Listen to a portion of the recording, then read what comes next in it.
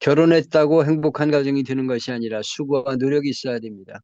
여러분의 가정은 행복하십니까? 참으로 가정이 행복해지는 조건은 무엇일까요? 오늘 본문에 보면 참으로 아름다운 가정, 아름다운 이야기가 있습니다. 고난받는 자는 그날이 험악하나 마음이 즐거운 자는 항상 잔치하느니라.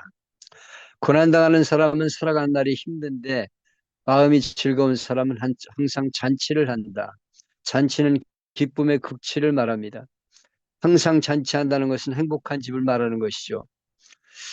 여러분, 잔치는 엄격히 말해 사람의 문제입니다. 아, 인간의 문제죠. 물질의 문제가 아닙니다. 쇼펜하우어의 말에 이런 말이 있습니다. 어떤 사람의 일생이든 무슨 일이 일어나냐 하는 것보다 중요한 것은 그 사람이 그것을 어떻게 느끼고 받아들이냐에 있는 것이다. 어떻게 느끼느냐 그것이 문제입니다. 환경을 바꾸어 행복이 오리라고 생각하지만 그렇지 않습니다. 직장도 바꿔보고 사람도 바꿔보고 배우자를 바꿔도 마찬가지입니다. 행복은 자기 자신에게 달린 것입니다. 여러 종교를 찾아다니며 바른 종교를 구하던 어느 구도자는 말하기를 불교는 초상집 같고 유교는 제사집 같고 기독교는 잔치집과 같다. 우리 기독교는 날마다 잔치를 여는 것처럼 즐거운 종교, 행복한 종교다. 그래서 나는 기독교를 택했다고 말합니다. 그렇습니다. 누가 예수님을 잘 믿느냐? 잘 웃는 사람이 잘 믿는 사람입니다. 얼굴이 빛날 정도로 환하게 잔치집에 가서 즐기는 것 같은 마음으로 사는 사람이 행복한 사람입니다. 그 사람이 예수를 잘 믿는 사람이에요. 여러분, 참으로 가정이 행복해지는 조건이 무엇이라고 생각합니까? 여기 본문은 첫째로 하나님을 경외하라. 하나님을 경외하는 데 있다고 말씀합니다. 가산이 적어도 여호와를 경외하는 것이 크게 부하고 번뇌하는 것보다 나으니라. 본문에서 솔로몬은 아주 중요한 진리를 말합니다. 행복은 물질의 소유에 있는 것이 아니라 여호와를 경외하는 것이 참된 행복이다. 하나님 모시고 감사한 마음으로 살아가는 것이 최고의 행복이라는 것입니다.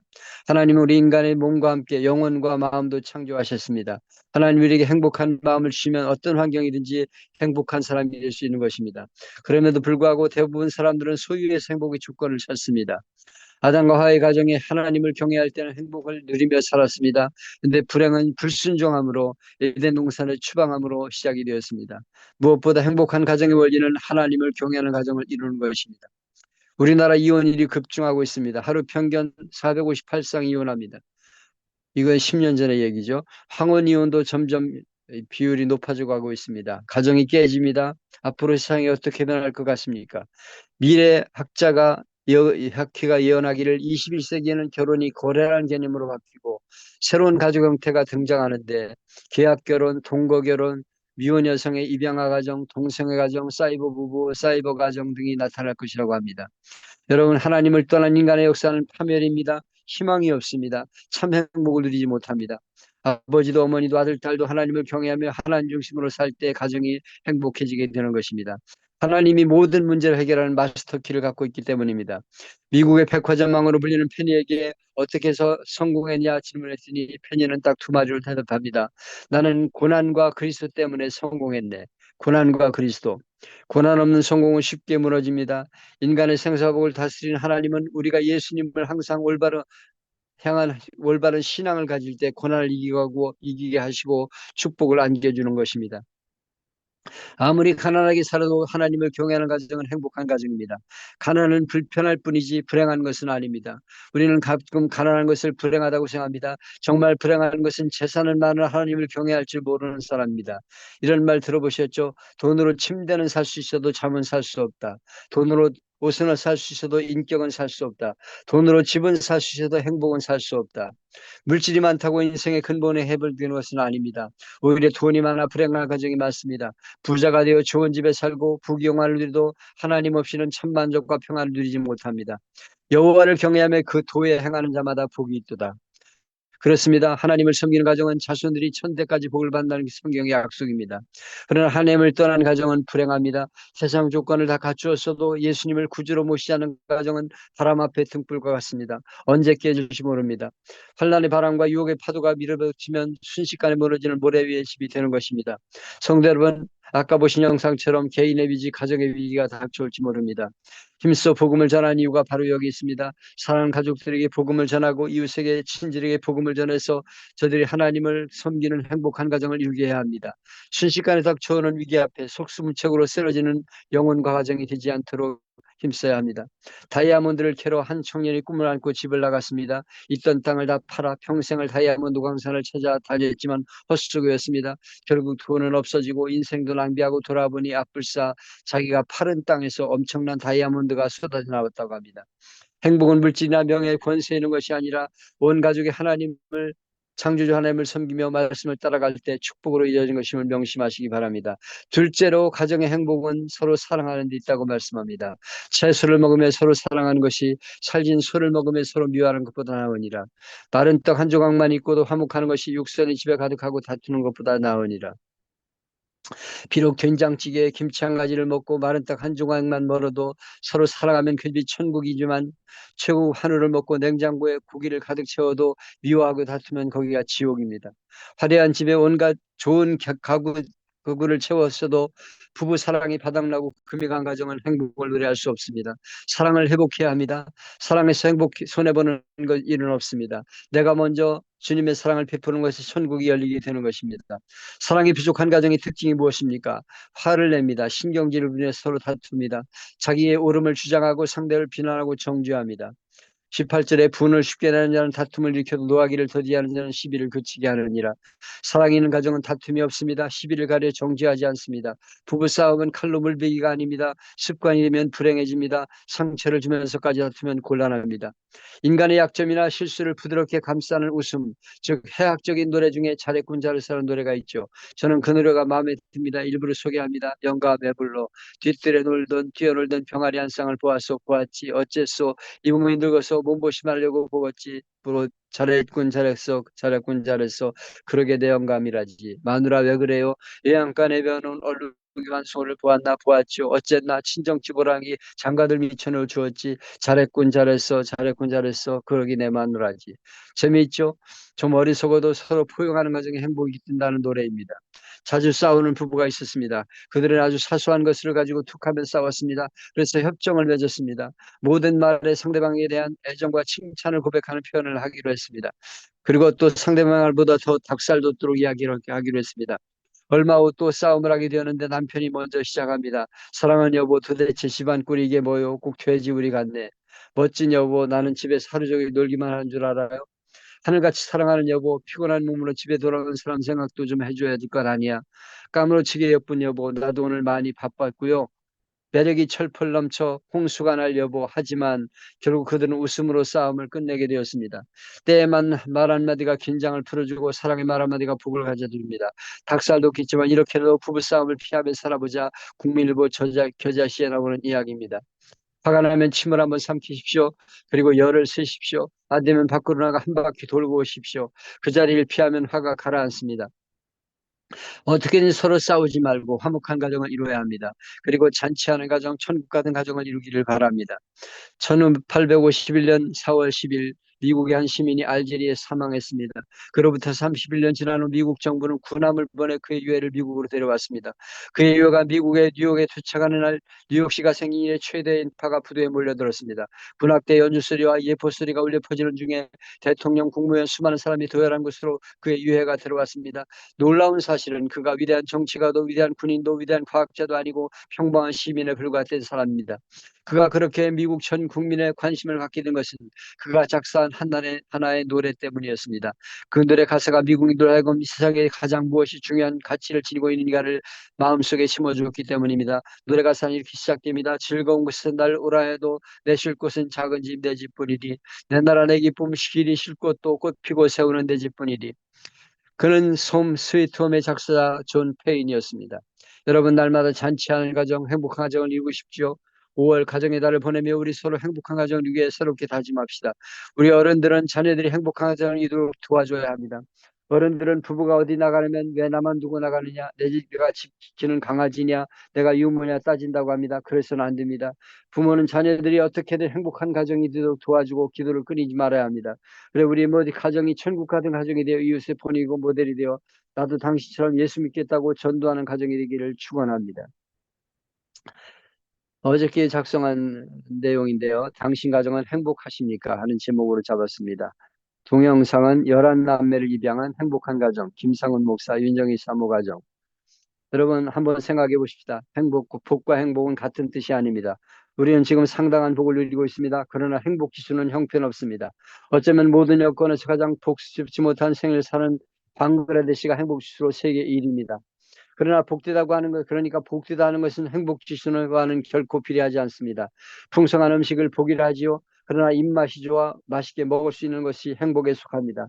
사람 몸이 좋지 않아 특히 간장이 나빠지면 남들은 다 음식이 맛있다고 하는 순간에도 음식 냄새가 들어올 때 이미 먹었던 것까지 다 올라온다고 합니다. 얼마나 힘든지 세상에 이렇게 입맛을 잃어버리고 살려니 참 고역스럽고 살기 위해 먹기는 먹어야 하는데 먹는다는 것이 이렇게 힘들 수가 없다는 글을 보았습니다. 그러니까 음식은 복이지만 입맛이 행복이라는 것입니다.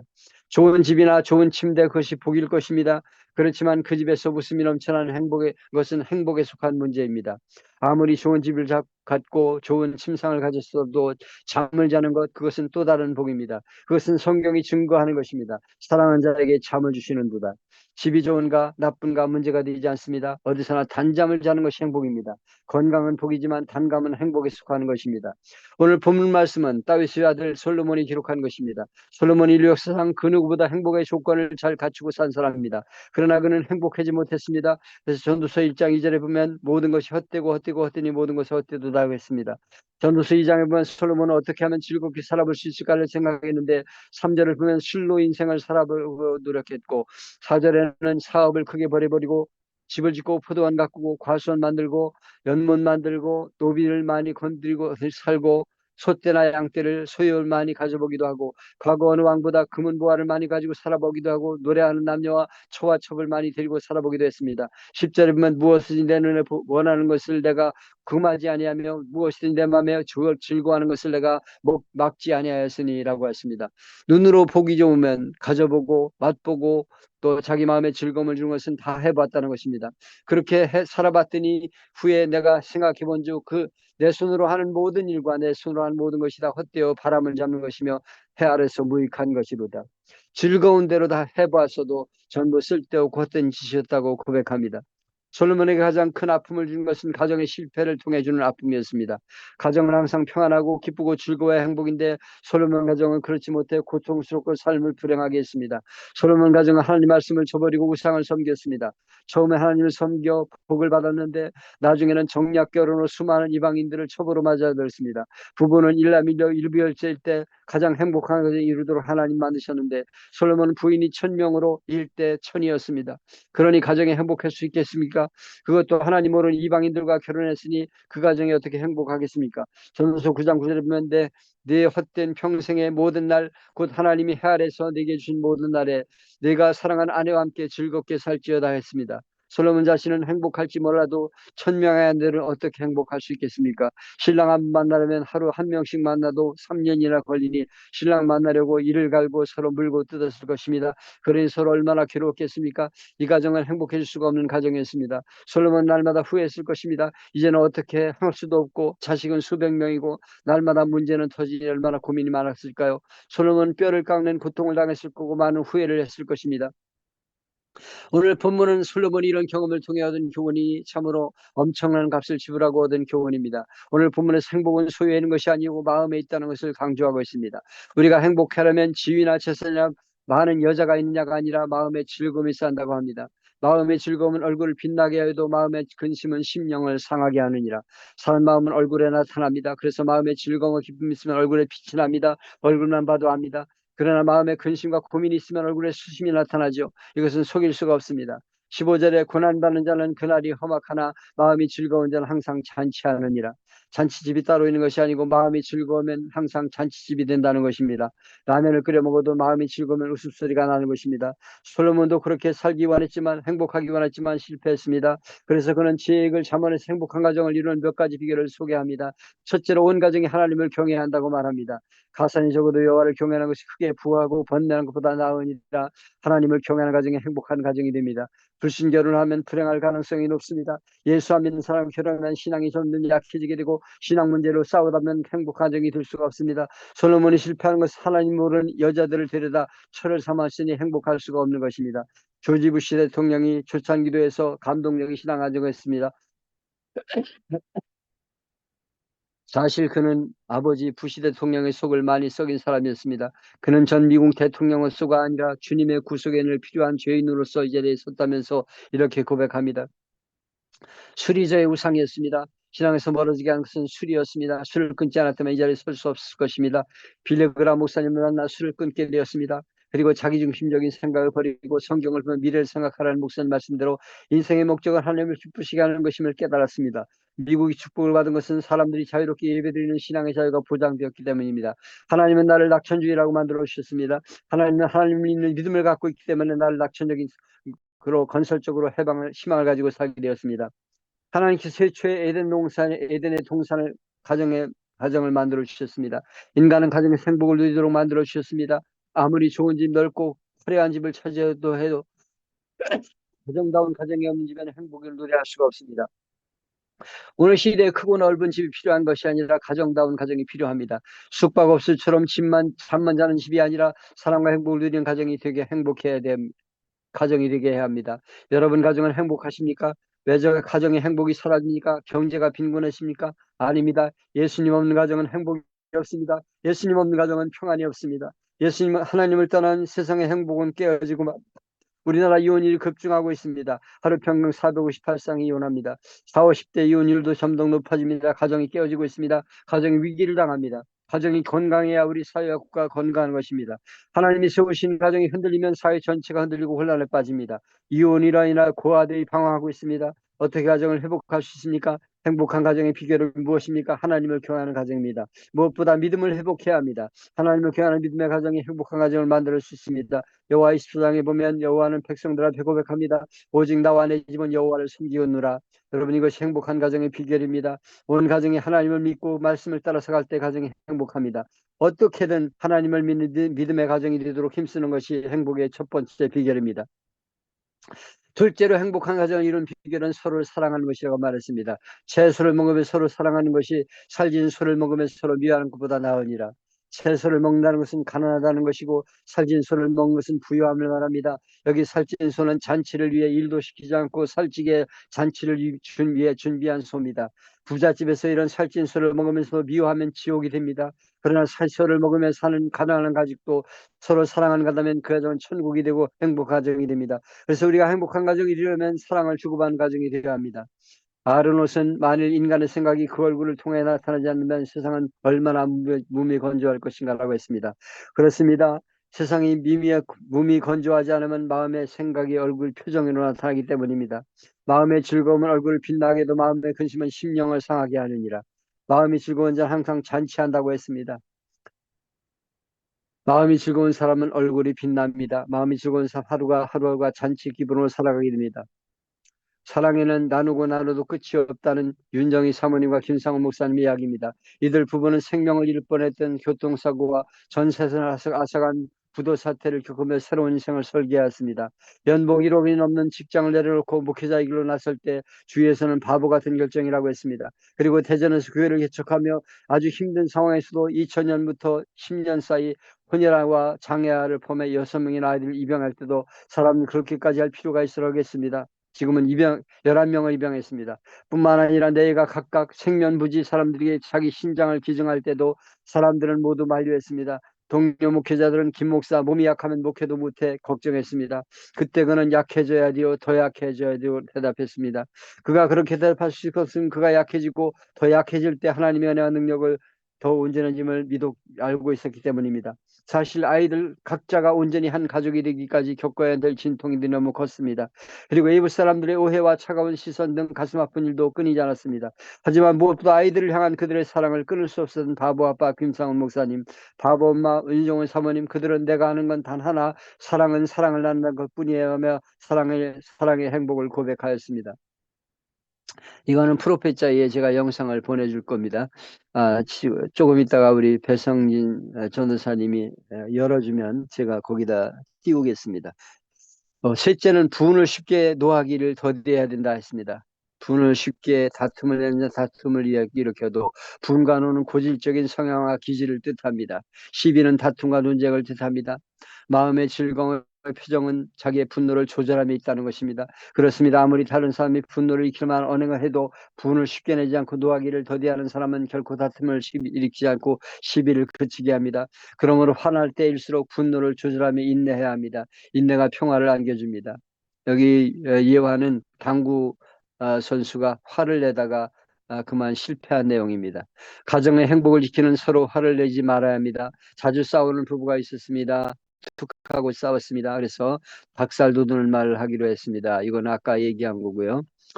유명한 작가 글로리 갤럽은 미국 사회 문제를 다음과 같이 말했습니다. 첫째, 성적인 문제, 둘째, 폭행과 알코올과 마약 문제, 이런 문제들을 말했어요. 그래서 사탄이 끊임없이 가정을 해치려고 노력한다. 스투 윌프라는 사람이 이혼을 많이 해서 26번이나 이혼을 했다. 그런 내용이고요. 하나님은 이 땅에 회사를 설립한 적이 없습니다. 학교를 세운 적도 없습니다. 국가를 만든 적도 없습니다. 하나님 만든 공동체는 교회와 가정밖에 없습니다. 그래서 가정 안에서 행복을 누리고도 살게 하셨죠. 앞으로 세상이 어떻게 변할 것 같습니까? 미래학자가 요약하기를 21세 가정은 결혼이 거래라는 개념으로 바뀌고 가정이 계약 결혼, 동거 결혼 이런 것으로 바꿀 것이라고 말했습니다. 빅토르 유고에게 친구가 물었습니다. 여보게 집과 가정을 어떻게 다른가? 빅토르 유고가 말합니다. 집은 나무와 벽돌과 시멘트로 세워지만 가정은 믿음과 사랑과 헌신으로 세워진다네. 집은 수십 년 지탱할 수 있지만 가정은 수천 년을 행복하게 살 수 있다네. 오늘날 사람들은 철근과 시멘트와 유리집으로 만들고 집을 점점 넓혀갑니다. 집안을 편리한 것으로 바꿔가고 있습니다. 그러나 가정이 깨어지고 있어요. 온 시대는 하우스는 있지만 홈은 없다는 말을 남깁니다. 도시마다 빽빽하게 높은 아파트가 들어서는데 가정이 무너집니다. 발표에 해마다 이혼이 급증하고 있다고 합니다. 가정의 달 하나님 우리에게 천국에 모여놓은 가정을 주셨습니다. 가정은 작은 천국입니다.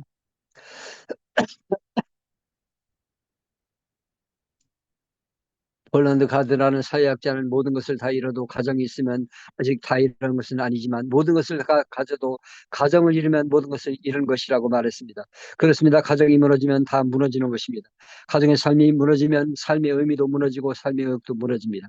여러분 가정이 행복한 가정이 되어야 합니다. 언제든 돌아가고 싶은 가정이 되어야 합니다. 언제든 편히 쉴 수 있는 가정이 되어야 합니다. 같은 안식처가 되어야 합니다.